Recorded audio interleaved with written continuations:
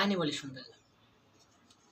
একটা বাঘ আর একটা হরিণ। একটা বাঘের স্পিড ঘন্টায় তোর 90 কিলোমিটার, একটা হরিণের স্পিড ঘন্টায় 100 কিলোমিটার।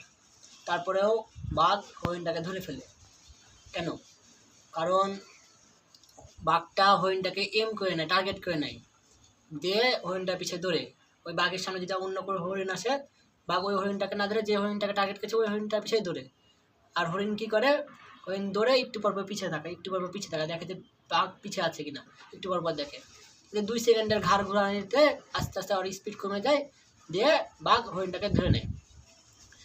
এখানে আমরা দুটো জিনিস শিখতে পাই। আমরা যদি বাঘ হই তাহলে আমাদেরকে এম ঠিক করে নিয়ে আগাতে হবে, নাহলে আমরা ধরতে পারবো না, আমাদের এমটাকে অর্জন করতে পারবো না।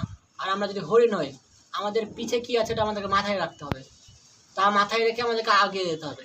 আমরা বারবার যদি পিছে তাকাতে যাই, বারবার পিছে তাকাতে যাই, তাহলে আমরা ধরা খেয়ে যাবো।